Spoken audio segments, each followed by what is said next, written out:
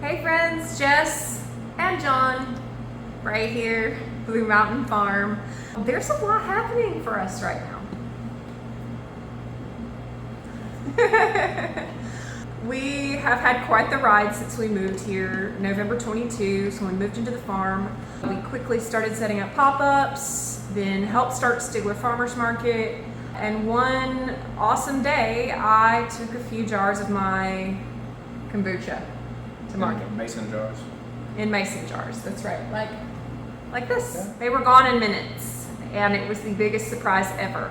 I started brewing many years ago to help with our immunity. We were dealing with a lot of issues in moldy apartments in Seattle. I did that for many years. Picked it back up here because the brewing environment here is great. When we tried it out at market and saw there was a need for it, clearly, we just kind of went all in. So anyway, back to our story of the farm and where we are today. You know, we closed for renovations. You don't know why, because we haven't really talked about it unless you came out to shop, and we did talk about it. But for those of you who didn't make it out before we closed for our temporary closure, essentially when we moved here, we cast a broad net and we saw that kombucha took off. And with us, as long as we're making something that's good for people and that's healthy for people, we're just sharing what we love. That's sort of our MO. We just started making more and more of the kombucha. We knew we would need a market at the end of season, so we started Blue Mountain Farm General Store and invited a bunch of our friends at Farmers Market to join us here so we could help them continue to sell their goods throughout the winter. The very first official farm hub with Oklahoma agritourism in southeast Oklahoma. It has been very exciting and it has been great. We have quickly seen, after casting a broad net, what works, what the community wants, what the community needs, and things that maybe aren't so important to the community. So that kind of brought us to where we are today. Time to consolidate and concentrate on the things that can feel the biggest need in the community. And I feel like beverages are probably one of the things that people don't think of as probably the biggest impactor of their health. But if you drink the wrong beverages, having the wrong beverage habit can cause great harm to you. Long-lasting harm. Long-lasting harm, and it's not necessary. It's just a plight of modern manufacturing and distribution.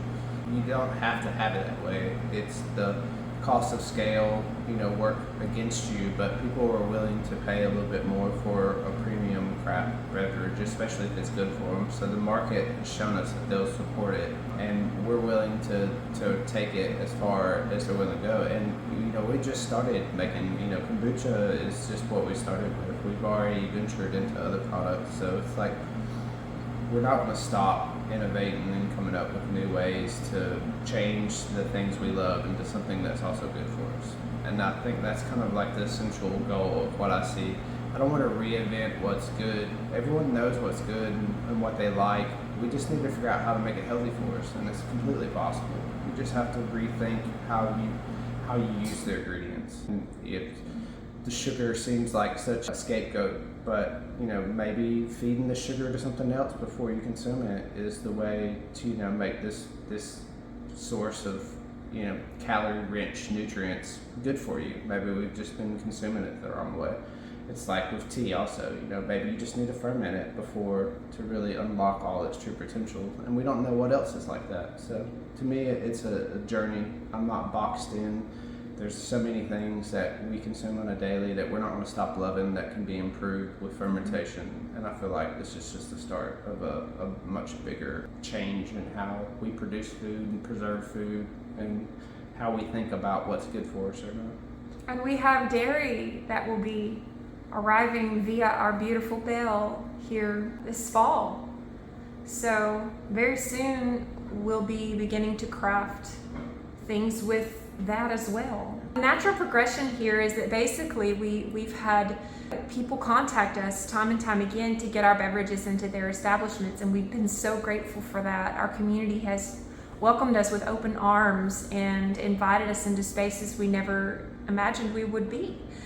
For me, I feel like that's a God thing. When it is something that is driven organically in and of itself without you having to force it, it's what's meant to be. And so that's what we're following. I know John, he's taken the brewing process beyond anything I ever imagined. I was a mom home brewing to help my family stay healthy. And there's so many nuances to the process. People think if they've had kombucha, they've had kombucha, but that is not the case. There are many levels to making kombucha. And my husband, who I'm really grateful, is now using all of his knowledge from his skills and focusing that on our kombucha brewing and our probiotic sodas. Really, that's our eldest son's project, but his dad, John, has obviously guided him in that.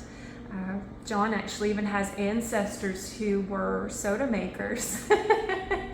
And so it's in his blood.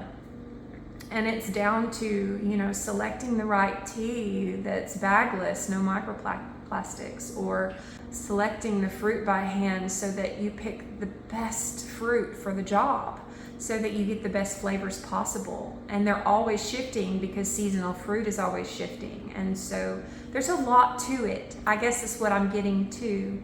And so we have had accounts come to us that would like us to go commercial. And so that is our next step. We had to close the storefront because we're plumbing this room out for our licensed commercial kitchen. And so that's the long and short of it. We're taking our beverages commercial so that we can get them in as many homes and hands as possible, and to satisfy the accounts that are waiting for us to go commercial so that our family can thrive. Because if we don't fill our cups, then we can't overflow them into the community. And we've been doing a lot of that. It's time for us to refocus on us for a little bit and get everything built out in here, get everything licensed and approved out. And that way we can then open again as a tap room and cannery. So big drum roll, right? Blue Mountain Farm General Store, because we'll always have the farm hub, though it is consolidated now. General store, tap room, and cannery. So you'll see some changes coming in our branding for that.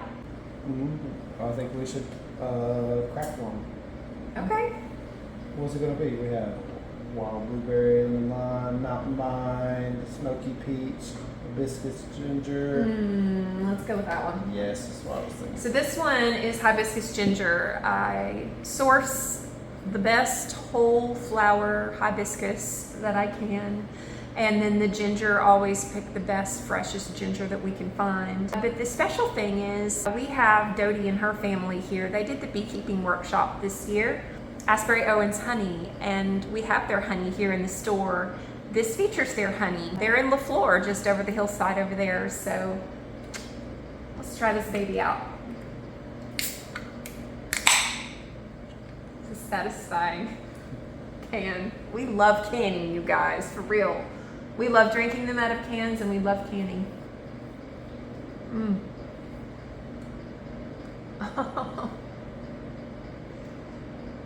So I'd like for John to explain why the can is so good at doing what it's doing here. It's hermetically sealed, so unlike a bottle, you have a closure. And the bigger the closure on the bottle, the more gas it's going to leak out. That's why most bottles have the metal crimp clap that you won't be able to replace, because that's pretty much the only way you can get it sealed. But with the aluminum can, it's absolutely hermetically sealed, twice folded around the metal. So this thing can take 90 psi. You can pasteurize in it. I mean, it's an incredible vessel, and it's fully recyclable, unlike plastics that end up just getting thrown away.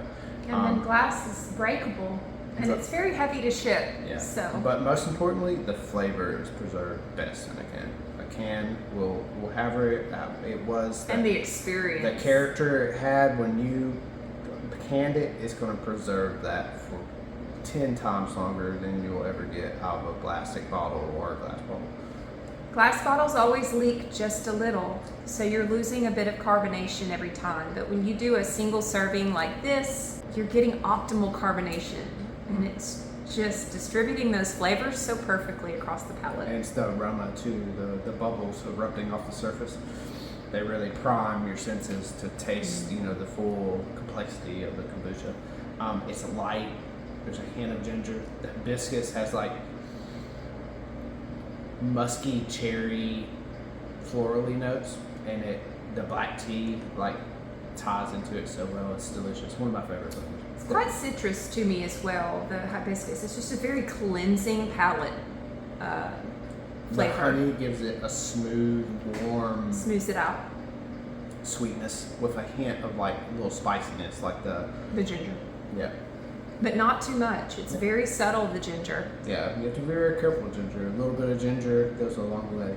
If you get too much, it will dominate all the other flavors. There's so many studies being done on kombucha right now. It's probably the most studied beverage, I would be willing to bet.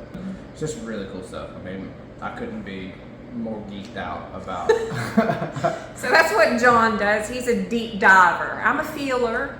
I'm a people person. I'm the social butterfly, the interviewer. John is the deep diver, and that's where he makes the product better. And at the end of the day, that's what makes my job easier. Pop on the website, bluemountainfarmok.com, go into the BMF tab, and there you'll see at the very bottom of the page, you'll see all the retailers where you can purchase these. We're about to roll out our discounted 6-packs where you can get the Pop Tops. We've been doing them here in the store already. You can get 12 packs, even on subscription service on the website. So that way you get a discount if you sign up for a recurring subscription on the website. We ship them out. We send them very careful shipping. I've learned my lesson there. We've been doing a little bit of trial shipping for a while so that we can really get it honed in and so that it arrives to you safely, hopefully. USPS. We do the best we can. We do. It's We not do the best we perfect, can. but It's a great way to get your beverages at a discount while we are not open.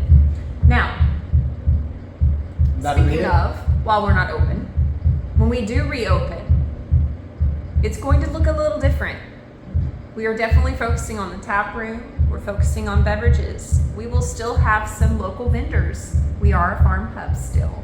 However, we're never going to keep regular every weekend hours. This is just not something that is on our plate to do at this time. special event. Special events, so be on the lookout for that. We'd love to have music out here. If you are playing local music, if you are someone who teaches a skill, we'd like to hear from you. So reach out to us. We just want to open up, make it extra special, have the taps flowing. You'll be able to bring your growlers at those events and get your fills and enjoy a good time out here on Blue Mountain Farm because it's a beautiful place, and the fact that we share it is a big deal because this is our home, you guys. Offering more events that just really light us up and give us pleasure too, because that's what life's about.